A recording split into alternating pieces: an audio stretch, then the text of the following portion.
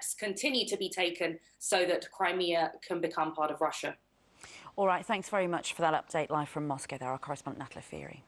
Back to the budget now, and George Osborne has given something to pensioners and savers, but how is his budget going to affect low and middle income earners? We can speak to the Liberal Democrat Schools Minister David Laws, who joins us from who joins us from Westminster this morning. Good morning to you, Mr. Laws. Good to be with you.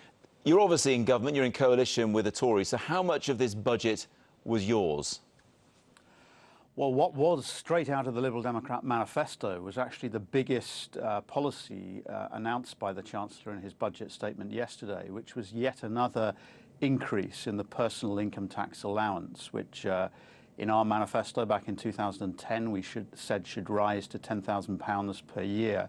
What the Chancellor announced yesterday, with pressure from Nick Clegg and the Liberal Democrats in the government, was that next year that will rise to £10,500, so that you will now be able next year to earn £4,000 more than you could in 2010 before you pay income tax, and that really is good news. One of the things the Chancellor also did was cut the rate of tax on a pint of beer, and also slashed in half the tax paid for a game of bingo. Grant Shapps, the Conservative MP, then hastily sent out an image celebrating that fact. Well, I think we can show it you now, there it is, bingo, cutting the bingo tax and beer duty to help hard-working people do more of the things they enjoy, is what it says. Your Liberal Democrat colleagues have already reacted angrily to this, saying it's clumsy. What do you think?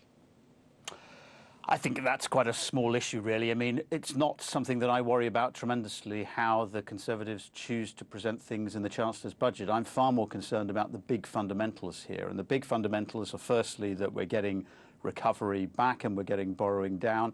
And there's some really important things in the budget, not just the Liberal Democrat policy of raising the personal income tax allowance. There are also two very good coalition policies in there. Firstly, to boost business investment, to give businesses more incentive to invest. That's very important.